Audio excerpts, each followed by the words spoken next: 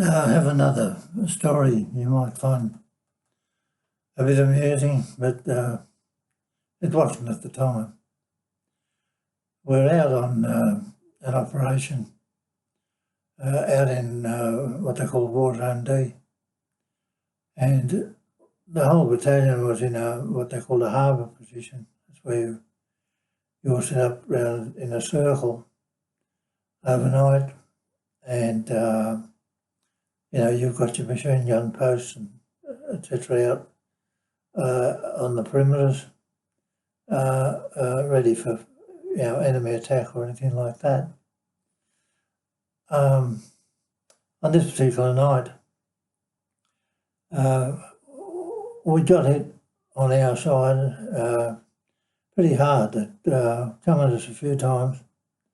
There was quite a few of them. I had no idea how many, but we were fighting them back and holding our position.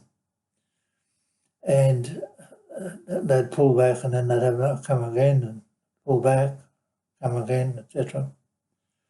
And I had, by the time they pulled back the last time, I had run out of ammunition for the M60, the machine gun, because I was the gunner for the platoon. And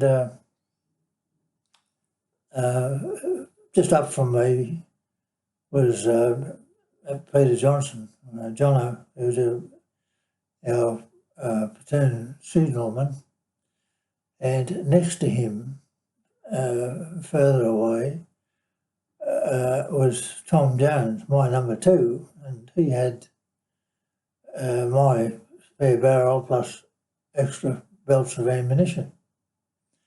But when I run out of ammunition, I pulled 2 grenades off me webbing. We used to have 4, and I pulled 2 off, and as you pull them off, it pulls the pins.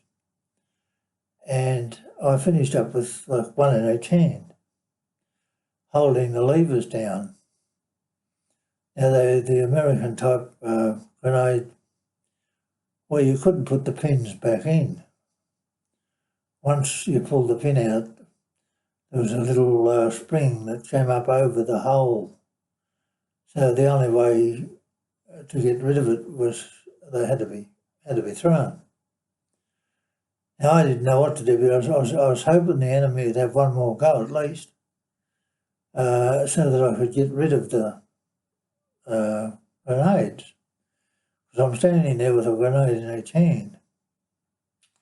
And when I was standing, I was sort of in behind a bank and leaning forward. But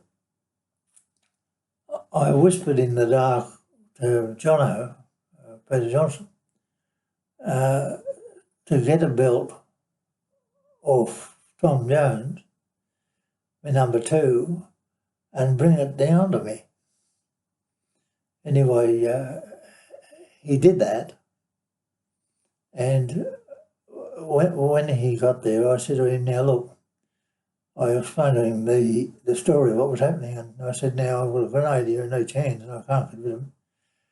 And I said, if I throw him, well, you lose a month's pay if you fire a shot or set off an explosion for no reason.